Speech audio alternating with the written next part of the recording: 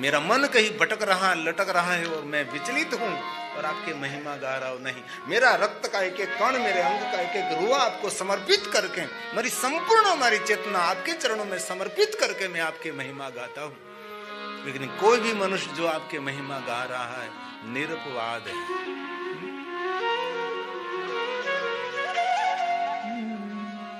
बहुत लोग ऐसा मानते हैं कि भगवान शिव जी बहुत भोले हैं।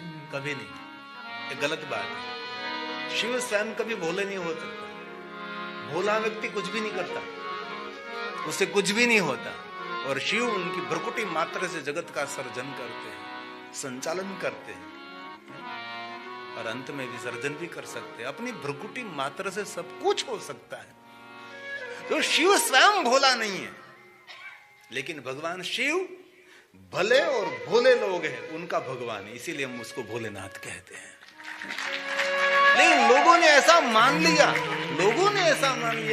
और बहुत लोग तो ऐसा शिव जी के दर्शन करके बोलते हैं बेचारा भोलानाथ, तू बेचारो तार बाप बेचारो। शिव जैसा सामर्थ्य किसी के पास नहीं है और उनको ऐसा बोलते हैं। भोले लोगों का ईश्वर, उसको हम भोलेनाथ कहते हैं। ये स्वयं भोला नहीं है। बहुत भ्रू प्रणीता, भ्रुकुटी मात्र से सबको समृद्धि दे सकता है, वो कैसे भोला हो सकता है? सुरास्तां त्रामृति ददति तु भवद्भ्रू प्रणीता नहि स्वात्मा रामं विषय मृगतृष्णा भ्रमयति विषय मृगतृष्णा भ्रमयति। तो स्वयं भोला नहीं है। जो भोले और भले लोग हैं उनका भगवान है, इसलिए हम उसको कहते भोलेनाथ। हम धुन गाते ना, अभी नहीं गाना है, हर हर भोला शंभू तुम्हारी धुन लागी, तारी धुन लागी भोला, तारी धुन लागी। मैं बहुत समय पहले कर्नाटक कथा में गया था, तो भगवान महादेव को भला भला करते, शंकर भला, ओम भला, महादेव भला, भला भला करके कहते हैं। वहां की एक लैंग्वेज थी। जैसे हम भगवान के पीछे जय बोलते हैं, जैसे हम जय जयकार करते हैं, लोग भला बोलते, जय जय नहीं बोलते, जय जयकार नहीं करते। महादेव की जय, शंकर भगवान की जय, ऐसा नहीं बोलते। महादेव भला, शंकर भला, ओम भला, ऐसा लोग भला बोलते उसकी भाषा में। तो मुझे कर्नाटक में जाने का अवसर मिला था, तो वहां मैंने देखा था, आप ऐसा क्यों वो कान तोड़ देते थे इतना, महादेव भला, शंकर भला। तो मैंने कहा भला भला हूं, तो हम जय नहीं बोलते, हम भगवान को भला बोलते हैं। भलमंचाई करने वाला, सबका भला करने वाला। तो हमने इस शब्द को पकड़कर हमने एक पूरा कीर्तन बना दिया, एक भला शब्द पकड़कर।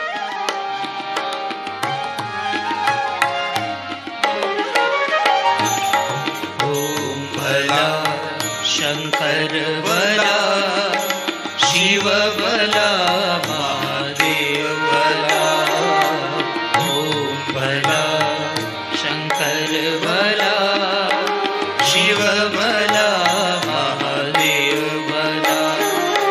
डाक डमरू त्रिशूलधर, बीज चंद्र भाल करे कला। ओम भला, ओम भला शंकर भला, शिव भला, महादेव। बोलिए साथ में। ओम भला शंकर भला, शिव भला, महादेव भला।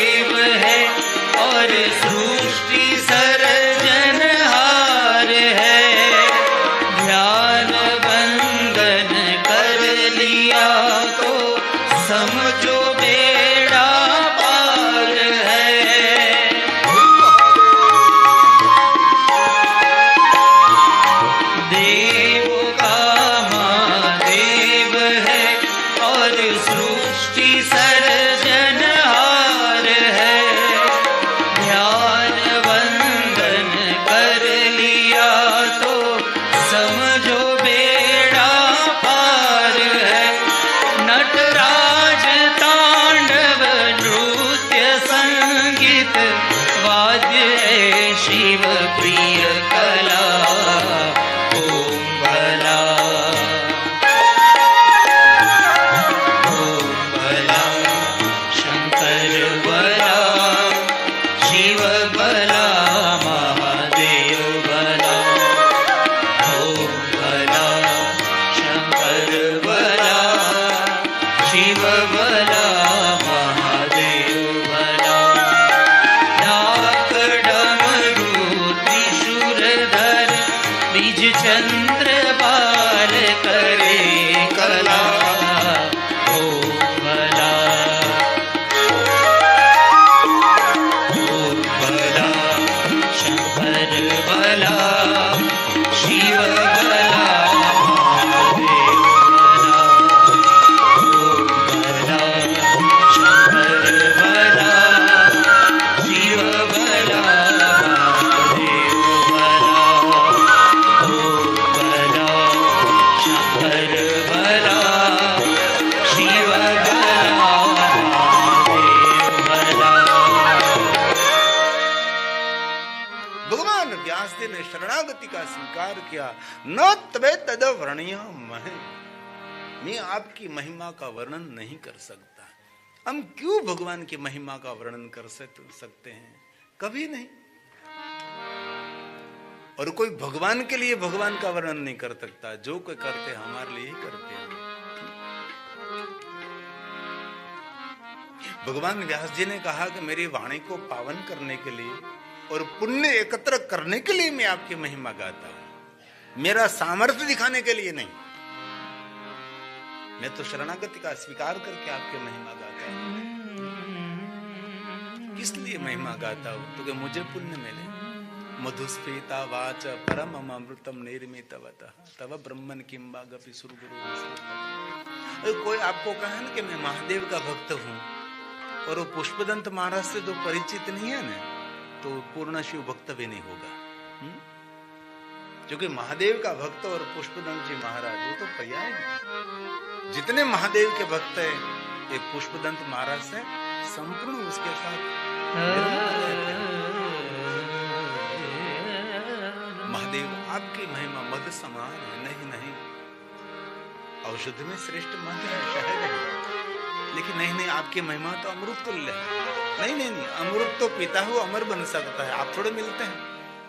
लेकिन आपकी महिमा सुनने से भगवान आप मिलते हैं, आपकी महिमा गाने से प्रभु आप मिलते हैं। निर्मित बता, दुनिया में कोई ऐसा आपने निर्माण नहीं किया कि उनकी उपमा दे सके हम। निर्मित बता, कुछ भी नहीं कि आपकी महिमा की बराबरी कर सके। ब्रह्मादिक देवता भी आपकी महिमा न गा सके। बृहस्पति देव गुरु बृहस्पति आपकी महिमा गा गा कर आपको विस्मित नहीं कर सके। इसलिए हम आपकी महिमा इसीलिए नहीं गा रहे हैं कि आपको विस्मित करे, आपको आह्लादित करे, आपको आनंदित करे। आपको आनंदित कौन कर सकता है? आप तो स्वयं आनंद स्वरूप हैं। चिदानंद रूपम शिवो, आप स्वयं आनंद स्वरूप हैं। हम किसी को कहें, हम कहें कि सूर्य नारायण को प्रकाश दे रहा है, तो कभी हो ही नहीं सकता। सारी दुनिया को सूर्य नारायण प्रकाश दे सकता है, हम थोड़ा उसको दे सकते हैं। तो जो आनंद स्वरूप है उसको आनंदित करने के लिए कौन प्रयास कर सकता है? कोई नहीं। इसलिए पुष्पदंत महाराज ने कहा कि मैं महिमा इसीलिए गाता हूं मुझे पुण्य मिले। ममत्व वेता वाणी गुण कथन पूर्ण भवत, मुझे पुण्य मिले, मेरा मंगल हो। कई लोग नहीं कहते कि भगवान के लिए कुछ दान करना चाहिए। भगवान के लिए तू दान करेगा? भगवान के लिए दीप प्रज्वलित करना चाहिए, भगवान के लिए पूजा करनी चाहिए, भगवान के लिए कुछ करना चाहिए। भाई भगवान के लिए कुछ करना चाहिए, भगवान के लिए नहीं, तेरे लिए कुछ करना चाहिए। पुष्पदंत महाराज ने संपूर्ण स्वार्थ प्रकट कर दिया और संपूर्ण शिव महाप्र ग्रंथि में भर दिया पुष्पदंत महाराज ने। कभी प्रकाशा में जाओ ना तो वहां पुष्पदंतेश्वर महादेव है, जहां पुष्पदंत महाराज ने सूर्यपुत्री तापी के तट पर बैठकर तपस्या की थी।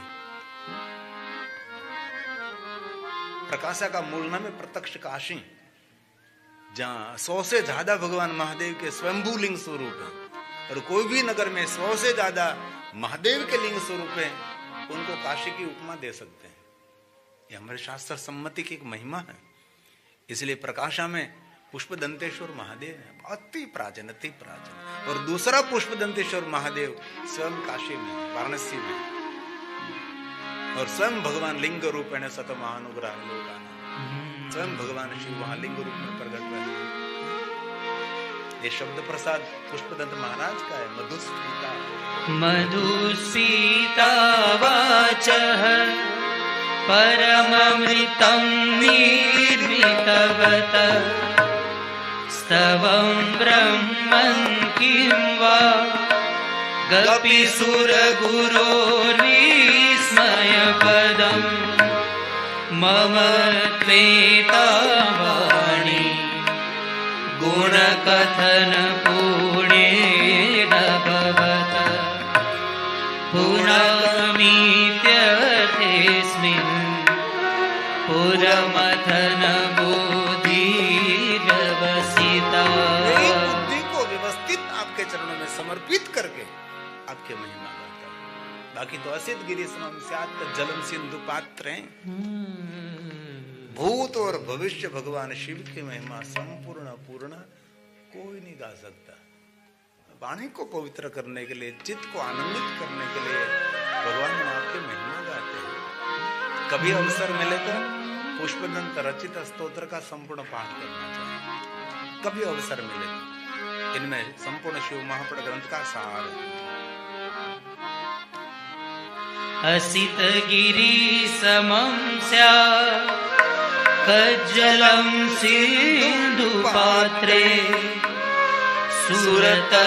सुरतरुवर्षाखा लेखनी पत्रमूर्वी लिखति अधिगृहीत्वा शारदा सर्वकारं तदपि तव गुणानां मीशपारं नयाति मीशपारं नयाति। भूत और भविष्य भगवान की महिमा संपूर्ण पूर्ण कोई नहीं गा सकता।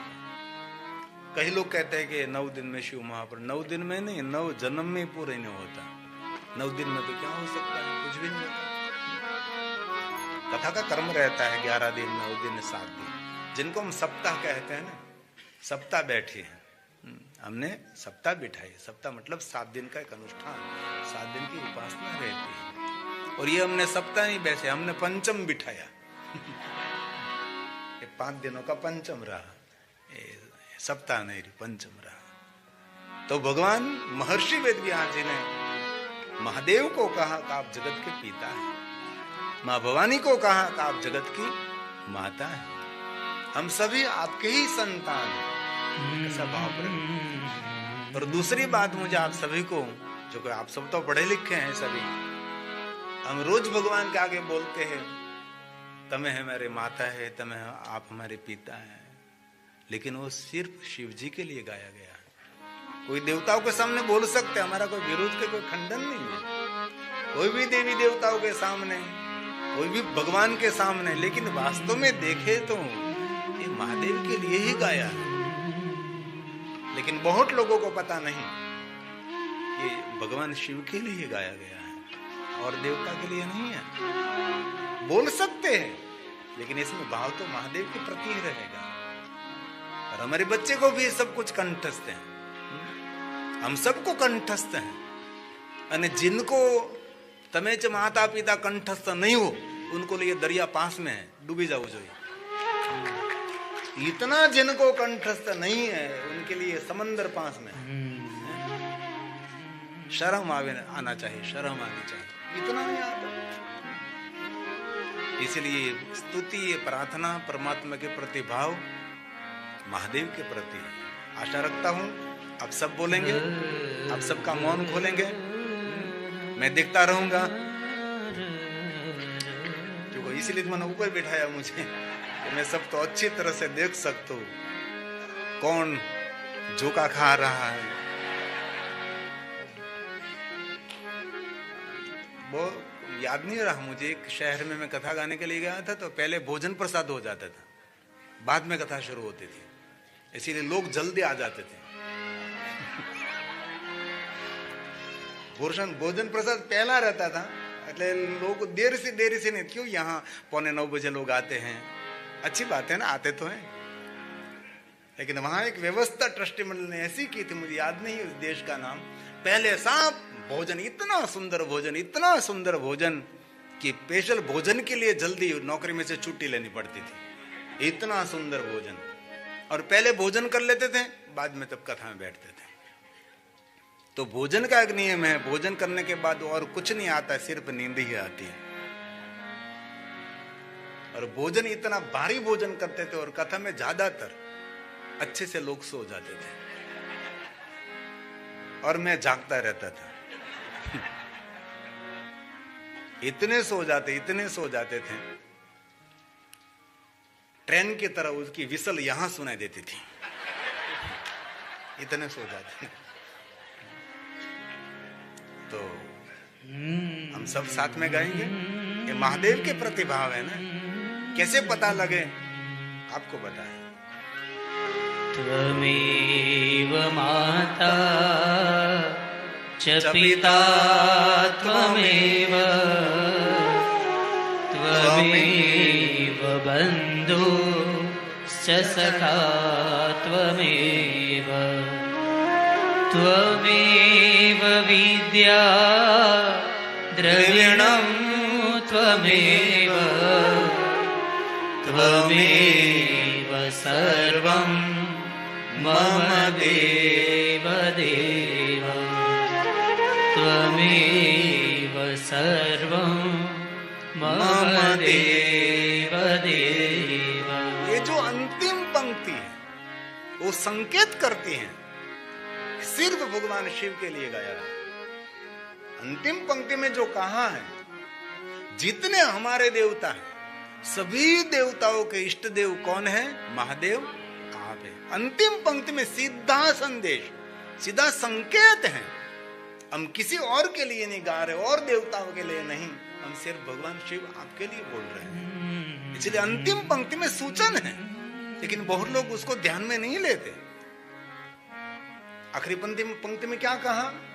त्वमेव सर्वं मम देव देव।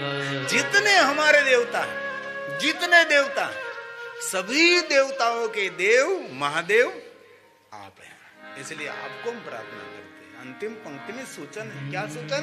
त्वमेव सर्वं मम देव देव। हमारे सभी देवताओं के इष्ट देव महादेव आप हैं, इसलिए शिव जी के लिए। वर्तमान में भी बहुत सारे ऐसे लोग हैं जो शिव जी को नहीं मानते, मुझे पता, मुझे अनुभव भी है। मुझे बहुत कुछ आपको नहीं कहना चाहिए, लेकिन मेरा दर्द कभी छुपा नहीं रहता। वृंदावन कथा के लिए गया था, मेरी कथा का आयोजक वैष्णव थे, पूरा वैष्णव मुंबई का था। तो कथा स्थान ढूंढ रहा था, कहाँ सुंदर से सुंदर व्यवस्था हो सके। तो एक चौकस संप्रदाय के वहां गए। कौन है ये मैं नहीं कहूंगा, क्योंकि ये ठीक नहीं रहता। तो वहां रहने के लिए कमरा भी सुंदर थे, वॉल भी इतना सुंदर था, सब कुछ ठीक था। तो उसने कहा कि ये ठीक है हमारे लिए, यहां हम 9 दिन की कथा रखेंगे।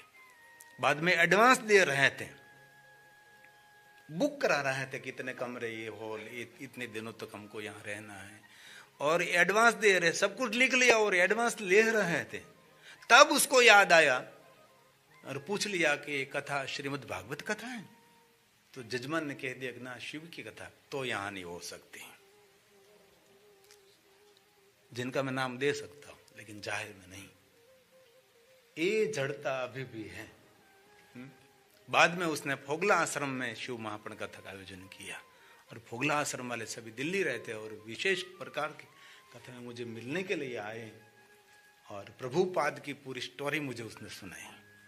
प्रभुपाद ने कैसे इस हरे कृष्ण हरे राम को फैलाया, उसकी पूरी मुझे हिस्ट्री उनने समझाई कि श्री प्रभुपाद ने बहुत मेहनत की, बहुत पुरुषार्थ की। उसने बहुत मेहनत की, बहुत पुरुषार्थ की, लेकिन पीछे से थोड़ी सी जड़ता व्यापी गई, उसके ही मंदिर में था। ऐसे अभी भी ये रोग शुरू है, ये रोग अभी भी खत्म नहीं हुआ है। इसलिए हम सबको तोड़ने वाले ये सभी विचारधारा हैं।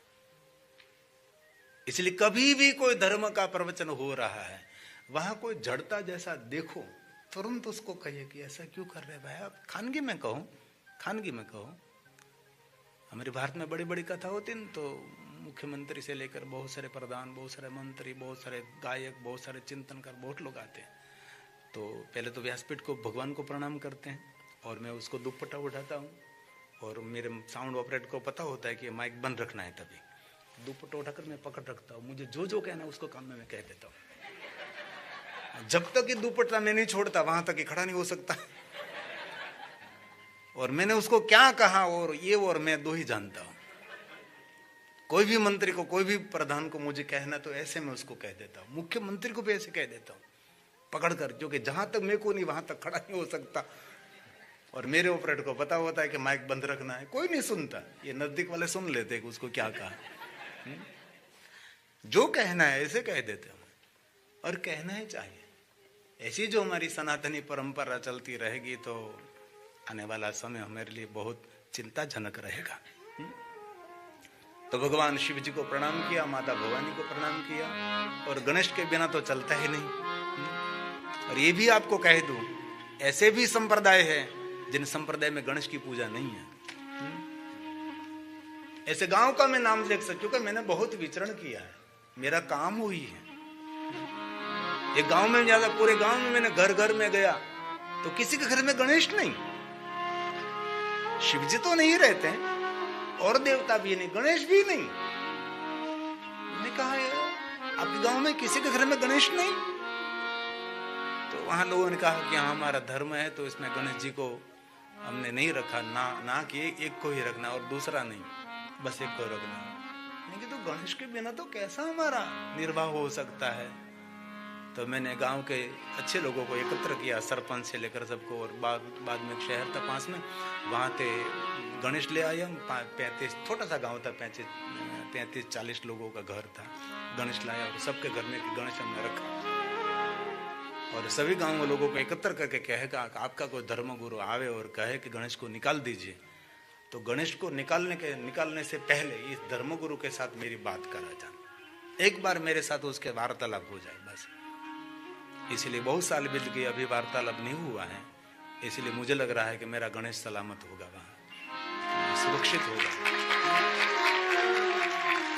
ये सब करने वाले हमारे लोग हैं, और कोई नहीं है। हमारे लोग हैं जिनको हम बहुत मानते, ये लोग ये काम करते हैं। और सनातनी परंपरा में तो पंचायत पूजा के बिना तो सनातनी परंपरा ही नहीं है।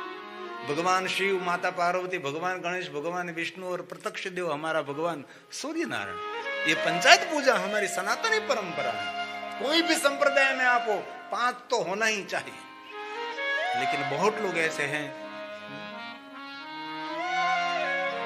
इसलिए आप भी आपकी जीवन यात्रा में सबको शिव जी का संदेश फैलाते रहोगे भाई। आपका संप्रदाय श्रेष्ठ है, आपकी विचारधारा श्रेष्ठ है, लेकिन शिव के बिना कभी आपका उद्धार नहीं होगा, शिव के बिना कभी आपका कल्याण नहीं होगा। हम भी, और शिव महापुराण ग्रंथ में भगवान व्यास ने कहा भी है, आपकी जीवन यात्रा में कोई एक व्यक्ति को भगवान शिव की परंपरा के साथ जोड़ते हैं, एक व्यक्ति को शिव भक्ति का मार्गदर्शन करते हैं, तो उनको एक शिवालय नहीं 1 करोड़ शिवालय निर्माण का पुण्य मिलता है। एक व्यक्ति को महादेव की तरफ ले जाने से। लेकिन बहुत कुछ काम नहीं हुआ, इसलिए बहुत लोग शिव जी को छोड़कर अन्य स्थान पर चले गए, महादेव को छोड़ दिया। शिव के बिना तो जीव कैसे सुरक्षित रह सकता है? ये जीव शिव का अंश है। इसलिए भगवान गणेश जी की वंदना कर। कथा तो महादेव की है, कथा पिता की है, लेकिन पुत्र की वंदना है भगवान गणेश जी। विघ्नों को दूर करने वाले विघ्नेश्वर है और मंगल करने वाले हैं। और हम रोज बोलते हैं विघ्नेश्वराय वरदाय सुरप्रियाय लंबोदराय सकलाय जगद्विताय नागाननाय श्रुतियज्ञ विभूषिताय गौरीसुताय गणनाथ नमो नमस्ते। गौरीसुताय गणनाथ नमो नमस्ते। नाग का अर्थ होता है हाथी। हाथी का मस्तक जिनका, संस्कृत में हाथी को नाग भी कहा जाता है, इसलिए नाग शब्द है। हाथी का मस्तक धारण करने वाले भगवान गणेश सबका विघ्न दूर करते हैं और विघ्न दूर करके सबका मंगल करते हैं। ऐसे भगवान गणेश जी हम आपको प्रणाम करते हैं। ऐसे भगवान शिव, पार्वती और गणेश जी को प्रणाम करके भगवान व्यास जी ने शिव महापट ग्रंथ का धीरे धीरे प्रारंभ किया है।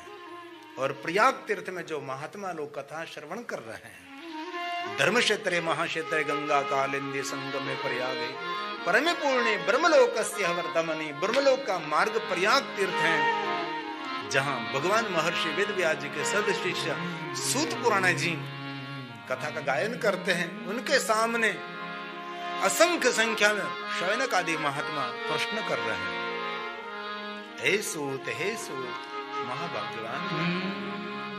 सूत सूत महाभाग। एक एक श्लोक महादेव की वंदना है। चिरंजीव सुखी भव। कथा सुनने वाले सभी महात्मा जो कथा कह रहा है सूत पुराण जी उनको आशीर्वाद दे रहे हैं। वक्ता श्रोता को आशीर्वाद नहीं देते, सुनने वाले वक्ता को आशीर्वाद देते। ये हमारी परंपरा है। आशीर्वाद कौन देता है? जो कुछ लेता है, जो दे रहा है, उनको आशीर्वाद देते हैं। आपने किसी को दान किया तो दान लेने वाला ये आशीर्वाद देगा किसी को दान दे रहा है। तो कथा में वक्ता कभी किसी को आशीर्वाद नहीं देता ना। श्रोता जो कथा सुनते वक्ता को आशीर्वाद देते हैं कि आपके मुख से हम कथा श्रवण कर रहे हैं, इसलिए आपको हम आशीर्वाद प्रदान करते हैं। क्योंकि कथा वक्ता कुछ दे रहा है और श्रोता कुछ ले रहा है, इसलिए यहाँ वक्ता आशीर्वाद ने। बहुत सारे वक्ता आशीर्वाद देते रहते हैं, खबर नहीं कहां से लाते होंगे, राम जाने। इसलिए वक्ता नहीं, श्रोता कथा सुनने वाला आशीर्वाद देते हैं। सूत पुराण को देते हैं। सूत सूत महाभाग। चिरंजीव सुखी भव। यश्रा वयसि नस्तातं शांकरो परमां कथा। शांकरो परमां कथा। हे सूत पुराण जी, आपके मुख से हम भगवान महादेव की कथा का श्रवण करते हैं, इसलिए हम सभी आपके प्रति भाव प्रकट करते हैं। चिरंजीव सुखी भव। अब भगवान महादेव आपको सुखी करें और विशेष प्रकार से हमारे सबके जीवन में शांति की स्थापना हो, ऐसी भगवान महादेव की कथा का। शंकरो परमाम कथा, शांति देने वाले भगवान की कथा। और शांति देने वाला कोई नहीं, एक ही शिव है। विश्व के सभी देवताओं में कोई शांति का दान करने वाला देव है तो महादेव है। महादेव के सिवा कौन शांति दे सकता है? क्योंकि स्वयं शांत है ना, इसीलिए शांति देने में समर्थ है। हम सभा में क्या कहते हैं, भाई शांति रखो शांति रखो। इन पे હોય તો રાખે નહીં, इन पे છે જ નહીં તો શાંતિ રાખવાનો ક્યાંથી? તમારી પાસે 100 રૂપિયા છે તો તમે 100 રૂપિયા રાખો ને, ભાઈ તમારી પાસે કઈ છે જ નહીં તમે રાખવાના હું। શાંતિ આપો, શાંતિ નહીં, શાંતિ રાખો ભાઈ, શાંતિ રાખો, શાંતિ રાખ નહીં, નહીં ભાઈ છે જ નહીં, શું કર? નામ શાંતિ ભાઈ છે પણ એવું કઈ છે જ નહીં। शिवजी क्या देते हैं? शिवजी शांति देते हैं। इसलिए तो महादेव के लिए हम कहते हैं ना, भगवान शिव जी का स्वरूप कैसा है? शांत स्वरूप है। और शिव जैसा कोई शांत देवता भी नहीं है। शिव जैसा शांत देवता कौन हो सकता है? कोई नहीं। शांताकारम शिखर शयनम। कितनी सुंदर बात है। शांत स्वरूप शिव है और शिखर पर शयन करने वाला है। किसी भगवान महादेव की महिमा। शांताकारं शिखर शयनम। शांत स्वरूप और शिखर पर शयन करने वाला। कई लोग ऐसा मानते हैं कि शिखर पर भगवान शयन करते हैं, सोते हैं। ऐसी बात नहीं है। शिखर शयनम का अर्थ होता है भगवान सो रहे नहीं। सभी बातों में शिवजी शिखरस्थ है। तप मार्ग में शिखरस्थ मतलब उससे आगे कोई नहीं है। ध्यान परंपरा में शिखरस्थ, ज्ञान परंपरा में शिखरस्थ, वैराग्य परंपरा में शिखरस्थ, संन्यास परंपरा में शिखरस्थ, समर्पण में शिखरस्थ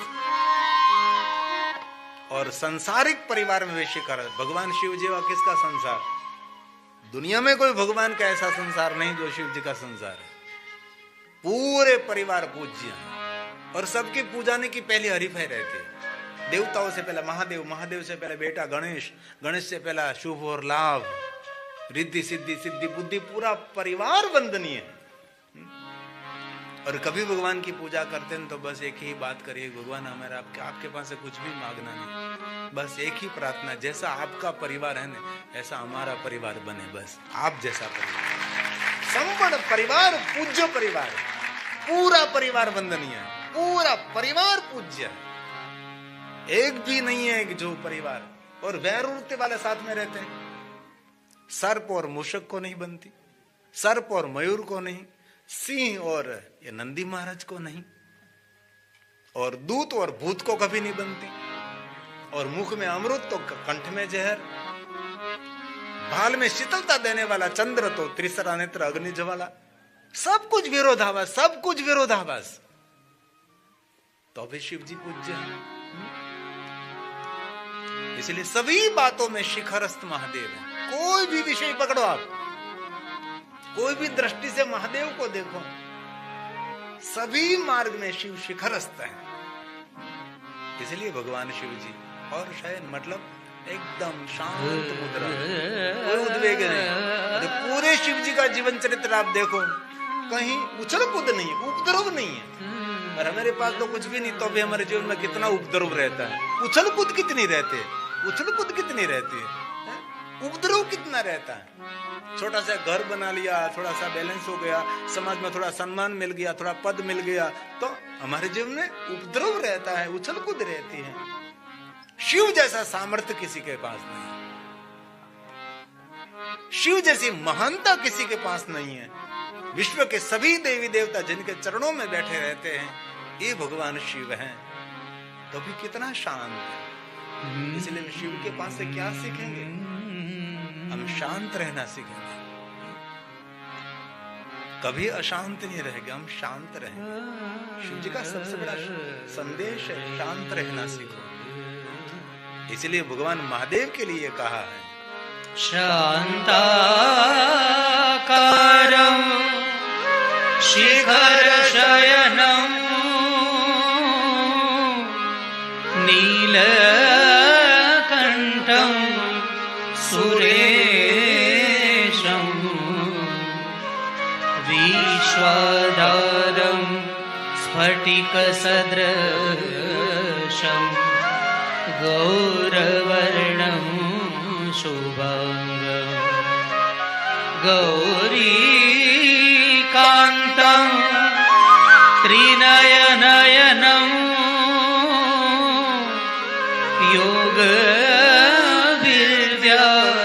योगविद्यानगम्यं वन्दे शम्भो भवभयहरं सर्वलोकैकनाथं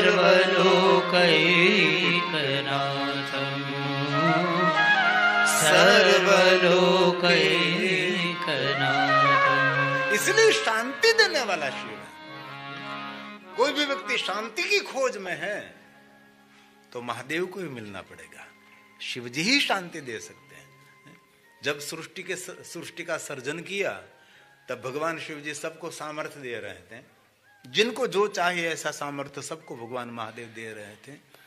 ऋषि मुनि देवता ब्राह्मण क्षत्रिय वैश्य सब वहां पहुंच गए, सब जो मिला वो लेकर सब जा रहे, सब लोग जा रहे थे। पर भगवान शिव जी सबको सामर्थ्य दे रहे थे, तब कोई एक वस्तु हाथ में से नीचे गिर गई और भगवान शिव जी ने उन पर अपना पैर रख दिया, चरण रख दिया।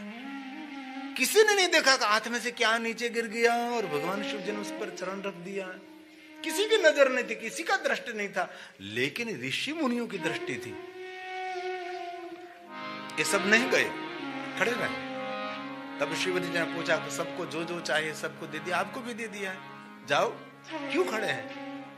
भगवान एक प्रश्न है, सबको आप दे रहे थे सब कुछ, तब एक वस्तु आपके हाथ में से नीचे गिर गई और उन पर किसी को पता ना लगे आपने चरण रख दिए, वो क्या था? तब शिव जी ने मुस्कुराते हुए कहा कि ऋषि मुनियों कुछ भी नहीं था, बस वही शांति थी। तब ऋषियों ने कहा समझ गए महादेव। महादेव ने कहा क्या समझ में, क्या समझ गए? तब ऋषि मुनियों ने कहा महादेव आपके चरणों में रह गए ना, उनको शांति मिलेगी, बाकी किसी को शांति नहीं मिलेगी। भगवान शिव के चरणों में जो रहेगा उनको शांति मिलती। इसलिए देवता कहाँ बैठते हैं? महादेव के चरणों में बैठते हैं देवता। शिव जी के चरणों में निरंतर रहते हैं महादेव जी। और दूसरी बात, नारद जी ने शिव गणों को श्राप दिया, नारद जी ने विष्णु भगवान का अनादर किया, नारद जी ने क्रोध किया, अभिमान किया, अहंकार किया, नारद जी ने बहुत सारा उपद्रव किया। नारद जी ने, और नारद कोई सामान्य नहीं, नारद मुनि सतमा, मुनियों में श्रेष्ठ नारद है। इतना उपद्रव किया नारद ने, इतने उछल कूद नारद ने की, महादेव के गणों को श्राप दे दिया, धुतकार दिया, अपमानित कर दिया, विष्णु भगवान को अपमानित कर दिया। तब नारद के हृदय में संताप होने लगा, क्योंकि दूसरों का अनादर करोगे तो आनंद नहीं मिलेगा, दूसरों का आदर करने से आनंद मिलता है, दूसरों का सम्मान करने से आनंद मिलता है, दूसरों की प्रशंसा करने से आनंद मिलता है, दूसरों की निंदा करने से कभी आनंद नहीं मिलेगा। मिलता है क्षणभर के लिए, लेकिन जो दूसरों की निंदा करता है उसके हृदय में उद्वेग बहुत रहता है। जिनके पास बैठकर निंदा कर रहे हैं उनके आगे आपने तीसरे व्यक्ति की भली बुरी बात कह दी और मन में उद्वेग क्या रहता है, वो व्यक्ति उसको कह न दे तो ठीक रहेगा। जो ये बात वहां पहुंच गई तो बड़ी मुश्किल हो, ये उद्वेग रहता है। इसलिए कभी ऐसा नहीं करना है। और वर्तमान में देखने में लोगों के पास बहुत पेट बड़ा होता है, लेकिन वास्तव में किसी के पास पेट नहीं है। पेट में रहता ही नहीं, कुछ भी नहीं। इस पेट में दाल बाटी रहती है, लेकिन किसी की बात नहीं रहती। तो नारद जी विचलित हो गए, नारद जी चिंतित हो गए। तो नारद जी ने भगवान विष्णु को पूछा कि भगवान विष्णु आप मुझे कुछ मार्गदर्शन करें, ये मेरे हृदय में अशांति हो रही है, इसमें से शांति की और मैं कैसे गति कर सकूं, मुझे कुछ मार्गदर्शन करें। तब भगवान विष्णु ने ऐसा नहीं कहा था कि मेरा भजन करो। वहां विष्णु भगवान कह सकते थे कि मेरा भजन करो, मेरे चरणों में रहो, मुझे याद करो, मेरे पास रहो। ऐसा विष्णु भगवान ने नहीं कहा। नारद के हृदय में जो अशांति व्यापी थी, नारद शांति चाहते थे, तो भगवान विष्णु ने क्या कहा? ये रामचरितमानस की बात है, ये तुलसी की चौपाई है। जप जाई शंकर सत नामा। विष्णु भगवान ने कहा कि नारद जी भगवान शिव जी का भजन करो, भगवान शिव का नाम ही आपको शांति दे सकता है। और हृदय के साथ मैं कहता हूं, शिव के भजन के बिना किसी को शांति मिली नहीं और मिलने वाली भी नहीं। शांति स्तैन बिना नहीं। भगवान महादेव के भक्ति के बिना, भगवान महादेव के भजन के बिना दुनिया में किसी को शांति नहीं मिलती। शिव ही शांति के दाता है। या विष्णु भगवान ने कह सकते थे ना, इंद्र के पास जाओ, कुबेर के पास जाओ, नहीं नहीं, किसी को नहीं, मेरे पास रहो, नहीं। विष्णु भगवान ने सीधी बात कर दी, नारद जी आप शांति चाहते हैं, यही काम करें। जप जाई शंकर सत नाम होए ही हृदय तुरत बिसरामा होए ही हृदय तुरत विसरामा। इसलिए जीवन में शांति चाहते हैं तो हमारा तन, हमारा मन, हमारा जीवन हम शिव को अर्पण करेंगे। उनके बिना हमारा कभी उद्धार ही नहीं। और शिव महापुराण ग्रंथ में भगवान महर्षि वेदव्यास ने कहा है, दुनिया का सबसे बड़ा अभागा कोई व्यक्ति है तो वही है जिनके हृदय में महादेव के प्रति कोई भक्ति नहीं। उनसे बड़ा दुर्भागी कोई नहीं है। कौन दुर्भागी? जिनके हृदय में शिव जी के प्रति कोई भाव नहीं, महादेव के प्रति कोई भक्ति नहीं। और ऐसे बहुत लोग आपको मिलेंगे जिनको महादेव के प्रति कोई रुचि नहीं। ये सबसे बड़ा दुर्भाग्य व्यक्ति है। इसलिए हम बहुत बड़े भाग्यवान हैं कि हम सभी भगवान महादेव के भक्त हैं। हम शिव जी को समर्पित हैं।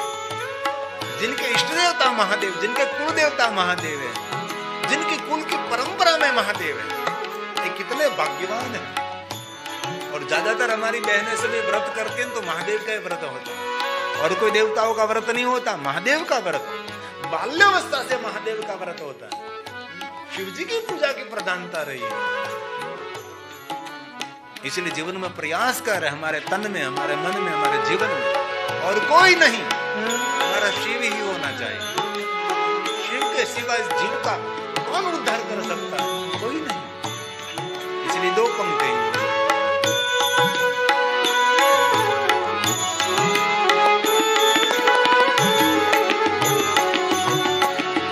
तन मन में जीवन में शिव है, जप ले मनवा नमः शिवाय। तन मन में जीवन में शिव है, जप ले मनवा नमः शिवाय। जप ले मनवा नमः शिवाय।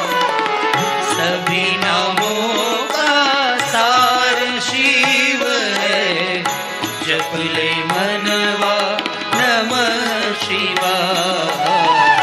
जप ले मनवा नमः शिवाय। सभी नामों का सार शिव है, जप ले मनवा नमः शिवाय। जप ले मनवा नमः शिवाय। तन मन में जीवन में शिव है, जप ले मनवा नमः शिवाय। जप ले मनवा नमः शिवाय। हे महादेव, हे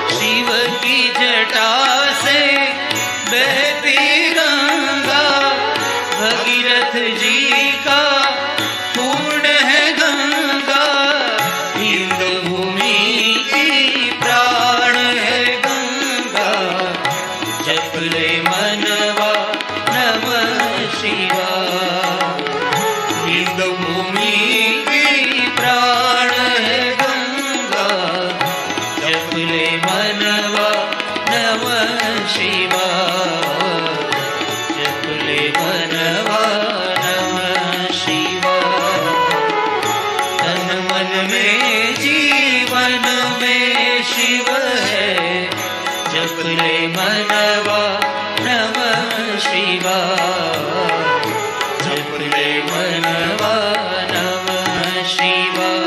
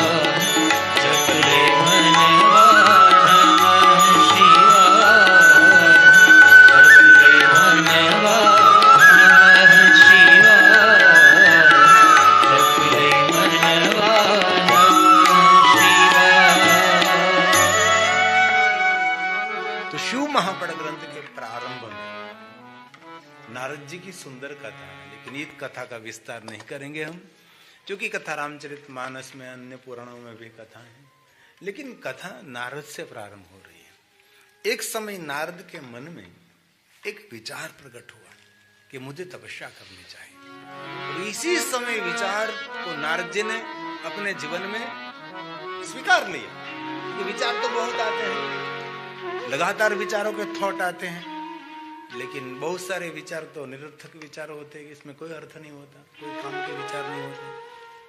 बहुत एक दो विचार ऐसे आते हैं कि जीवन में जो आपके लिए हितकारक विचार हो, लेकिन ज्यादातर, और मनुष्य का तो लक्षण है 24 कलाक विचार विचार विचार विचार, एक पल भी उसकी निवृत्ति नहीं। विचार विचार, कथा सुनते तो भी कुछ विचार तो करते ही रहते ना, અને ઘણાને તો વિચાર વાયુ થઈ જાય, બોલો કે વિચાર વાયુ થઈ ગયું, શૂન્યમ થઈ ગયું, પેટમાં વાયુ થયું તેને દવાઈ મળે, વિચાર વાયુ નું કોઈ દવાઈ ન,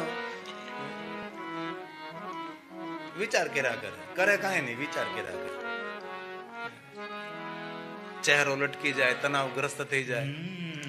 नारद जी ने विचार किया, लेकिन तुरंत उसने निर्णय ले लिया। नारद कौन है? एक श्लोक में नारद का परिचय है, और नारद कोई सामान्य भी नहीं है ना। मुनियों की सभा में जिनका सम्मान है, देवताओं की सभा में जिनका मान है, नारद वो मुनि सदमा, मुनियों में श्रेष्ठ नारद है। नारद कोई सामान्य तो नहीं है। एक श्लोक में उसका परिचय कराया है। एकस्मिन् समये विप्रा, पहला तो नारद ब्राह्मण है, नारद ब्राह्मण है। एक समय नारद के मन में विचार प्रकट हुआ, नारद कौन? तो ब्राह्मण। और नारद कौन है? नारदो मुनि सतमा, प्रतिष्ठित नारद है, मुनियों में श्रेष्ठ नारद है। लेकिन नारद का परिचय क्या है? तो कहा ब्रह्मपुत्रो विनीतात्मा, ब्रह्मा जी का पुत्र है नारद जी। और स्वभाव कैसा है? आनंदित स्वभाव। नारद जी निरंतर आनंद में रहते हैं। निज प्रसन्नता नारद जी का सबसे बड़ा दान है। नारद के पास से हम क्या सीखें? निजानंद सीखें। स्वभाव नारद का ऐसा है, स्वयं भी आनंद में रहता है और सबको आनंद में रखने का प्रयास भी करते हैं नारद जी। विनोदी स्वभाव नारद जी का। नारद जी जहां है वह आनंद आनंद, विनोद विनोद विनोद। कहीं लोगों का नाम होता है विनोद भाई, बाकी मोटू चढ़ा इन बैठो है विनोद भाई, नाम विनोद रखा है। इसमें किसी का है तो बुरा मत मानना, लेकिन किसी के साथ कभी विनोद करता ही नहीं कोई। विनोद विनोद मतलब मजाक मस्ती है? विनोद करने में आनंद होता है। मित्र के साथ सगा संबंधी सब भाई भांडू एकत्र होते, सब लोग विनोद करते, एक दूसरे की उतारते हैं। विनोद विनोद निर्दोषता होती है, इसमें निर्दोषता होती है ना। तो नारद जी का स्वभाव है आनंदी स्वभाव। और मन में एक विचार प्रकट हुआ। कैसा विचार? तपोअर्थ मन आद दे,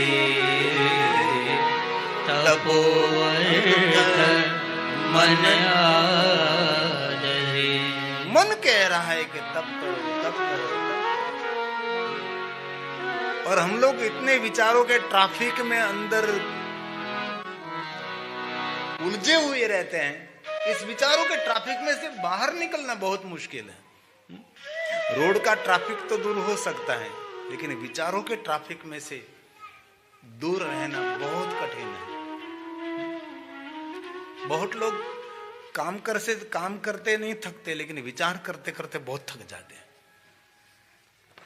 इसलिए ध्यान मार्ग इसलिए श्रेष्ठ है कि वहां विचारों का विराम है। और पूरी शिव परंपरा ध्यान परंपरा है। बुरा मत मानिए, भगवान शिव जी को कहीं भी आपने देखा, वर्णन आपने देखा भगवान शिव कहीं पूजा कर रहे हैं? कहीं आपने देखा नहीं, चित्र भी नहीं और वर्णन भी नहीं। और कहीं भी आपने देखा भगवान शिव जी कहीं बैठकर यज्ञ कर रहे हैं? नहीं, कभी नहीं। जहां देखो वहां शिव जी का एक ही वर्णन आता है, ध्यान नित्यम महेशम। निरंतर भगवान ध्यानस्थ रहते हैं, ध्यान में मग्न रहते हैं। इसलिए ध्यान परंपरा शिव की परंपरा है। ध्यान सीखना है तो शिव जी को पहचाने। और शिवालय का गर्भगुरु वो भी एक ध्यान का गर्भगुरु है। शिवलिंग ध्यान का प्रतीक है, ये ब्रह्म बोधक है। विचारों के स्थान पर केंद्रित करने के लिए शिवलिंग ध्यान मार्ग में बहुत बड़ा सहयोगी सहायक है। ये शिव की परंपरा है। जहां देखो वहां शिव जी तप करते हैं, शिव जी ध्यानस्थ हैं। ध्याये नित्यं महेशं रजतगिरिनिभं चारुचन्द्रकलावतं। निरंतर ध्यानस्थ है शिव की परंपरा, ये महादेव की परंपरा है। इसलिए ध्यान करना चाहिए, ध्यान सीखना चाहिए। ध्यान मतलब विचारों को शांत, विचारों के तरंग को शांत, कोई विचार नहीं, ध्यान। इसीलिए नारद जी तप करने के लिए हिमालय पहाड़ गए। तो तपस्या करने के लिए हिमालय पहाड़ ही श्रेष्ठ है ना। हिमालय पहाड़ से तपस्थान कहाँ आपको मिलेगा? जिनको तप करना है उसके लिए तो हिमालय पहाड़ से। तपस्वी को बोलो हिमालय, कर्मकांडी को बोलो दक्षिण भारत, और ज्ञानी को बोलो पंजाब। तो ज्ञानी है तो इसमें पंजाबी लोग उसकी इज्जत करते, पंजाबी लोग ज्ञानी विद्वान की बहुत मान सम्मान करते। ज्ञानी पुरुष पंजाब में विशेषता है। ज्ञान को बोलो पंजाब, कर्मकांड को बोलो दक्षिण, दक्षिण मतलब दक्षिण भारत। और तपस्वी को बोलो हिमालय, पाखंडी को बोलो गुजरात।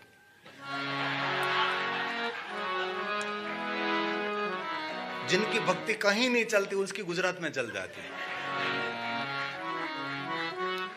कहीं जिनका काम नहीं चलता वहां गुजरात में पहुंचो। गुजराती लोग, गुजराती को पकड़ो। गुजरात आपको पता नहीं होगा, हमारे हरिद्वार में जिन महात्मा के चेले झाजे गुजराती होते, ये महात्मा का बहुत सम्मान, उसके चेले तो गुजराती है, ये गुजराती। और भारत में रहने जैसा कोई प्रांत है तो सिर्फ गुजरात है और कोई नहीं है। इसलिए गुजरातियों की बोलबाला, जहां जहां बसे गुजराती तहां तहां बसे गुजरात। मैं गुजराती हूं इसलिए नहीं गा रहा हूं। और राजस्थान में मैं जाता हूं कथा के लिए, तो राजस्थानी लोग कहते हैं कि सर्प का अवतार मिले तो भी गुजरात में मिलना चाहिए। ये हमारा गुजरात है। गुजरात की बड़ाई नहीं करता, लेकिन वहां की रहन सहन, वहां की गुजराती लोग कहां नहीं कहां पहुंचे नहीं। बड़ाई नहीं करता, लेकिन गुजरात में कुछ तो है। इसलिए गुजराती को हमारी एक प्रार्थना है, हृदय की प्रार्थना है, गुजराती में ज बोलूं। तिरुपति जाइए ने त्यारे टको करावे, જ્યાં હોય ને બેહી ન જવાય, આટલું સમજી લેજો।